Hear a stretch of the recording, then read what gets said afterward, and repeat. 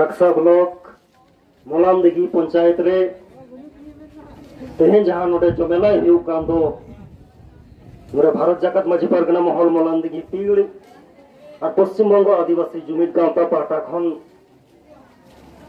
इन पाटा खन सनाम को के नोडे इरेन आयु को बाबा को बयहा को मिश्रा को नोडे परगना बाबा को सनाम को के इन पाटा खन जीवी गाहिर सरहाव और उनसे जोहार जोहार जोहार आज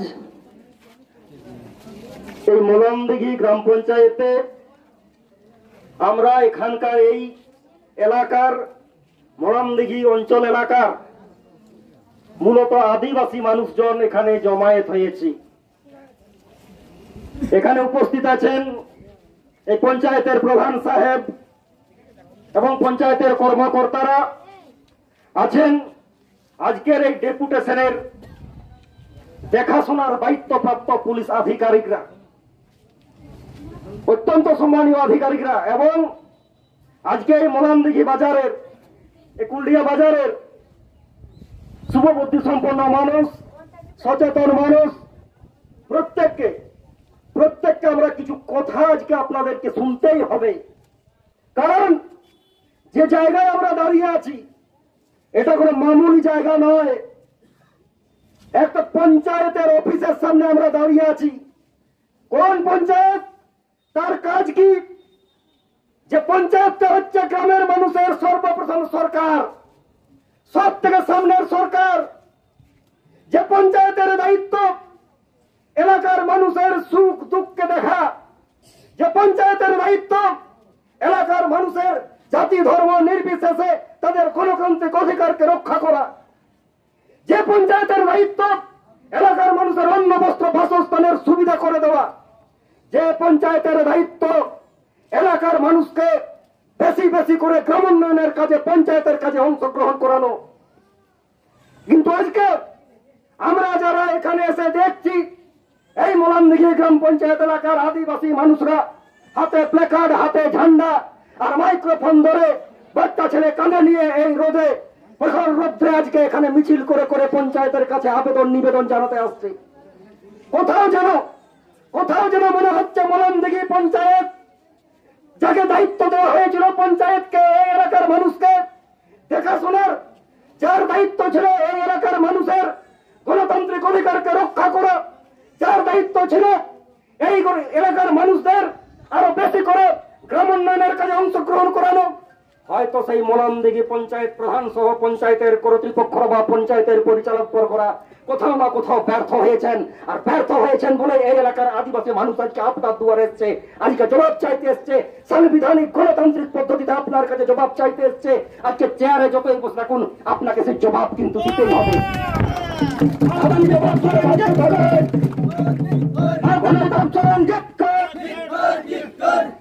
সাংবিধানিক গণতান্ত্রিক পদ্ধতিতে একটা এলাকার মানুষ পঞ্চায়েতে আসতেই পারে। সাংবিধানিক গণতান্ত্রিক পদ্ধতিতে একটা এলাকার দাবি দাওয়া নিয়ে সাধারণ মানুষ আপনার কাছে আসবেই। সাংবিধানিক গণতান্ত্রিক দাবি নিয়ে পঞ্চায়েত প্রধানের কাছে যাবে, বিডিওর কাছে যাবে, ডিএম এর কাছে যাবে। এটাই গণতন্ত্রের সুন্দরতা। আপনাকে জবাব দিতে হবে, আপনাকে জবাব দিতে হবে। আজকে যে যে দাবিগুলো নিয়ে যে মেমোরেন্ডামের প্রথম থেকে শেষ পর্যন্ত লেখা আছে প্রত্যেকটা দাবি আপনার আলোচনা করার অবকাশ আমরা রাখছি। আজকে কিসের তাগিদে, কিসের জন্য এলাকার মানুষ আজকে এখনো কেন বলবে যে আজকে সামান্য পাট্টা দেওয়ার ক্ষেত্রে, আজকে বিভিন্ন ভাতা প্রদান করার ক্ষেত্রে আজকে রাজনৈতিক মেরুকরণটা প্রশ্নের মুখে দাঁড়াবে? কেন আজকে এখানকার মানুষ প্রশ্ন তুলবে যে সামান্য একটা ভাতার জন্য তার রাজনৈতিক পরিচয়টা সেখানে সামনে আসবে? আজকে অবাক লাগে। আজকে গ্রাম পঞ্চায়েতের যারা পরিচালক বর্গ তাদের খুব ভালো করে জানার প্রয়োজন আছে যে পঞ্চায়েতটা কারো বাবার সম্পত্তি নয়। পঞ্চায়েত যদি কারো বাবার সম্পত্তি হয়, এলাকার মানুষের বাবার সম্পত্তি, পঞ্চায়েত এলাকার বাবার মানুষের সম্পত্তি। আর কেউ যদি মনে করে এই পঞ্চায়েতটা কারো ঘুমুর বাসা, কেউ যদি মনে করে কারো দাদা দিদির অঙ্গুলি হলে পঞ্চায়েত চলবে, আপনি ভুল করছেন। আমার আগে একটা ছোট্ট ভাই আমার খুব সুন্দর এখানে কথা বলে গেল, অনেক আশা নিয়ে, অনেক ভরসা করে সংখ্যাগরিষ্ঠ মানুষের রায়ে আজকে পঞ্চায়েতের পরিচালক বর্গরা বসেছেন। আপনারা সম্মানের সাথে বসেছেন, যে কমিটমেন্ট দিয়ে, যে প্রতিশ্রুতি দিয়ে আপনি সেদিন এলাকায় এলাকায় গিয়ে আপনি ওই চেয়ারে বসার প্রতিযোগিতায় জয়ী হয়েছেন, সেই কমিটমেন্ট আপনাকে রাখতে হবে, নতুবা আগামী দিনে জনগণ ঠিক করবে। আগামী দিনে জনগণ ঠিক করবে আপনি কোথায় থাকবেন। শুধু পঞ্চায়েত প্রধান এবং এখানকার কর্মকর্তা এবং এখানকার দায়িত্বপ্রাপ্ত পুলিশ আধিকারিক এবং এখানকার শুভবুদ্ধি সম্পন্ন গণতন্ত্র প্রিয় মানুষ, আজকে যে এলাকায় দাঁড়িয়ে আমি কথাবার্তা বলছি, আজকে এই কাকসা ব্লক ঘটনাচক্রে এই ব্লক এলাকাটাও পশ্চিমাঞ্চল উন্নয়ন পরিষদ এলাকা, আর আমার দেশের বাড়ি যেখানে বাকলা সুদূর জঙ্গলমহল সেটাও পশ্চিমাঞ্চল উন্নয়ন পরিষদের এলাকা। এখানে এসে যেটা শুনলাম আজকে এই এলাকায় নাকি দীর্ঘদিন ধরে, আমি এই এলাকায় আগে এসেছি, হাউস গ্রামে এসেছি, কাকসাতে এসেছি, এই এলাকায় আমি জানি এই এলাকায় নতুন একটা ট্রেন্ড চলছে। কি চলছে না, আদিবাসীদের জমি লুট করার একটা নীল নকশা দীর্ঘদিন ধরে শুরু হয়েছে। আদিবাসীদের জমি লুট করার নীল নকশা, আদিবাসীদের জমি লুট করার প্রতিযোগিতা, ছড়ার পরে কৌশলে তাকে প্রভাব খাটিয়ে, রাজনৈতিক প্রভাব খাটিয়ে, প্রমোটারি রাজ চালিয়ে, ভয় দেখিয়ে আজকে আদিবাসী মানুষদের জমি আজকে লুট করার চক্রান্ত হচ্ছে। কেন হবে, কেন হবে? আর এইসব দেখেও যদি পঞ্চায়েত, যে পঞ্চায়েতকে এলাকার সাধারণ মানুষ, যে পঞ্চায়েতকে এলাকার খেটে খাওয়া মানুষ, যে পঞ্চায়েতকে এলাকার গরিব মানুষ নিজের সামনের সরকার মনে করে, সেই গ্রাম পঞ্চায়েত যদি চুপচাপ থাকে, তাহলে এটা ভাবতে হবে ওই জমি লুটের কারবারে পঞ্চায়েতও জড়িত। এ সত্যি অবশ্যই পঞ্চায়েত জড়িত। আজকে ভাবতে অবাক লাগে, আজকে অবাক লাগে।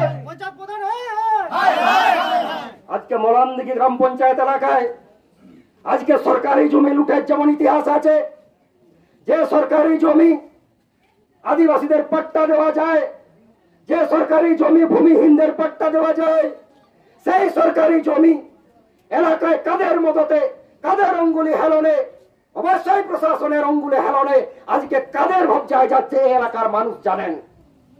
তাদের যারা ভূমিহীন, যারা আদিবাসী মানুষের পাট্টার প্রয়োজন, তারা আজকে তাদের ন্যায্য অধিকার থেকে বঞ্চিত হচ্ছে, তাদের গণতান্ত্রিক অধিকার থেকে বঞ্চিত হচ্ছে।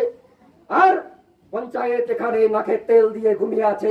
পঞ্চায়েতের ন্যূনতম দায়বদ্ধতা আমরা লক্ষ্য করিনি। এসব বিষয়ে পঞ্চায়েতের ন্যূনতম দায়বদ্ধতা থাকার দরকার আছে।